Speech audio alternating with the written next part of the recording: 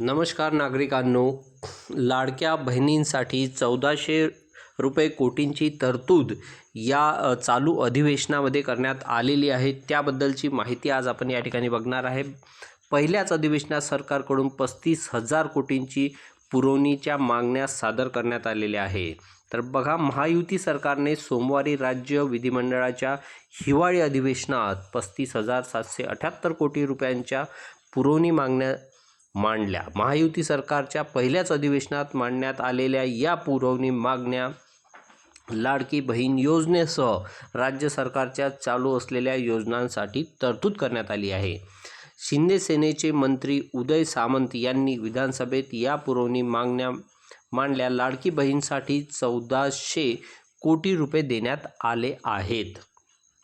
तर बघा, लाडक्या बहिणींना 1400 कोटी रुपये देण्यात आलेले आहेत।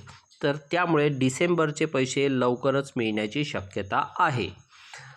तर बघा, इथे हेडिंग दिलेला आहे, महिला व बाल विकास विभागासाठी 2155 कोटी रुपये तरतूद करण्यात आली असून यात लाडकी बहीण योजनेसाठी 1400 कोटी रुपये राखून ठेवले आहेत।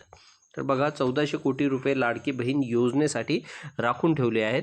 लाडकी बहीण योजनेत 2.34 कोटी महिला लाभार्थ्यांना जुलै ते नोव्हेंबर कालावधीपर्यंत 7,500 रुपये आधीच देण्यात आले आहे। तर महायुतीने ही मदत मासिक 1500 वरून 2100 रुपये करण्याचे आश्वासन दिले सुद्धा होते। महिलांनी लाडकी बहीण योजनेचे डिसेंबर महिन्याचे पैसे मिळालेले नाहीत। पुरवणी मागण्यात तरतूद केलेली ही रक्कम डिसेंबरचे पैसे देण्यासाठी वापरली जाईल।